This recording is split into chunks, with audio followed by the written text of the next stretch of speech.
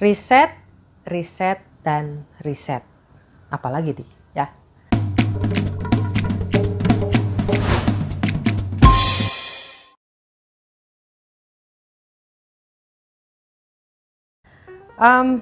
Kejadian apa nih yang akhir-akhir ini viral gitu ya? Kejadian apa yang akhir-akhir ini banyak dibicarakan oleh orang-orang di, ya termasuk kita lah gitu ya. Ya biasanya kalau ditanya gitu yang muncul tuh gosip-gosip gitu ya. Si ini cerai sama siapa gitu, si ini terjadi apa di sekolah mana dan sebagainya, pembulian lah, ya yang aneh-aneh lah gitu ya. Ya banyak sih memang informasi seperti itu dan ya bolehlah tahu ya sedikit banyak untuk ya sekedar kita terkoneksi dengan dunia yang sedang sedang banyak sekali informasi. Sekarang itu informasi itu kan banyak banget ya sebetulnya. Nah sayangnya informasi-informasi yang ada itu belum sepenuhnya dimanfaatkan oleh khususnya para sales. Bisnis apa yang sedang tumbuh, bisnis apa yang mungkin juga sedang menurun, siapa yang melakukan apa, inovasi bisnis baru yang seperti apa yang sedang terjadi.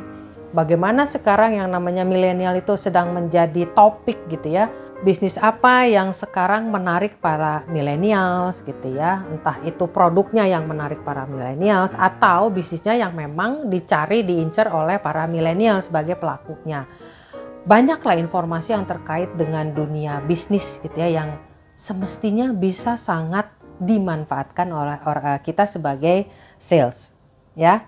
Jadi scrolling medsos itu jangan hanya ngeliatin yang ya gitulah ya, yang gosip-gosip yang ya manfaatnya kurang, hanya sekedar tahu saja.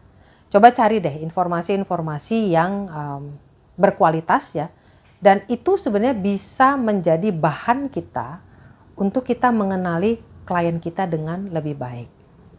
Gimana caranya? Jadi kita ini kan mau melakukan call ya. Ini belum ketemu nih, baru akan membuat janji ya. Baru membuat janji kita perlu melakukan yang namanya riset. Nah riset ini adalah bagaimana kita menggali informasi yang ada di sekeliling kita dengan jeli, dengan sebaik-baiknya. Nah dari informasi yang banyak tersebut, nanti kita pada dasarnya pada saat kita mau berhadapan dengan calon customer kita itu bisa membantu mereka dari dua sisi.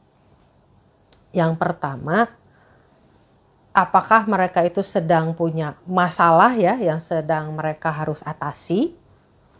Yang kedua, apakah mereka justru sedang menghadapi satu opportunity yang baru, opportunity yang bagus gitu ya. Dan mereka perlu menanggapi opportunity itu dengan baik tentunya. Nah jadi dua ya, satu mereka sedang ada masalah, dua justru mereka sedang menghadapi opportunity. Nah jadi kita ini perlu mencari tahu ya dengan mengumpulkan informasi-informasi terkait 3 poin. Satu, isu apa yang sedang merebak gitu ya, terkait dengan tentunya prospek kita. Yang kedua disebut dengan evidence. Fakta-fakta apa yang menguatkan bahwa memang mereka sedang mempunyai satu isu. Ya. Dan yang ketiga disebut dengan impact. Nah, kalau si isu itu diperkuat dengan evidence yang ada berlangsung terus, maka itu akan berdampak kemana? Ya, saya langsung kasih contoh aja deh.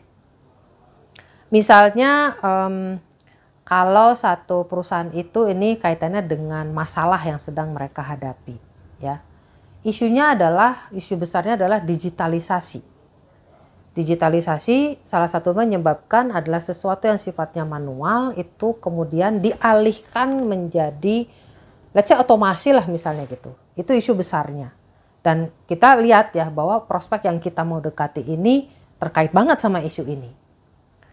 Kemudian evidence-nya apa? Evidence-nya adalah ternyata banyak pemberitaan karyawan di perusahaan-perusahaan yang menggeser bisnisnya menjadi digital itu mereka bilang, aduh karyawan kami gaptek. Jadi susah gitu melakukan penyelesaian diri dengan teknologi yang baru-baru. Nah impact-nya apa? Kalau karyawannya itu sulit sekali untuk mengubah mindset mereka sehingga mereka mau menggunakan teknologi yang baru, ya salah satunya produktivitasnya bisa terganggu. Nah ini jadi ada masalah nih di perusahaan tersebut. Itu contoh dari sisi kalau perusahaan sedang menghadapi satu masalah. Contoh yang satunya terkait dengan sebuah perusahaan misalnya menghadapi satu peluang yang besar. Isu besarnya, ingat waktu kita pertama-tama menghadapi pandemi, isunya adalah pandemi, tapi juga di situ menimbulkan opportunity di industri kesehatan. Ya, nah ininya apa evidence-nya? Ya orang-orang butuh menggunakan masker, orang-orang butuh minum vitamin sekarang lebih rajin. Orang butuh alat-alat kesehatan yang lebih lengkap. Nah, impact-nya apa? Kalau misalnya nih, ya, permintaan dari pasar meningkat, maka perusahaan-perusahaan yang terkait dengan industri kesehatan, mereka bisa dapat opportunity yang lebih banyak, lebih besar. Revenue-nya kemungkinan meningkat. Nah, ini kan lagi menghadapi opportunity ya. Nah, dari dua sisi ini, kalau kita dapat informasi yang cukup akurat, maka ketika kita mau janji ketemu dengan calon customer kita punya cerita ini, mereka akan merasa bahwa, wah bener nih ya, dia ngerti banget masalah saya.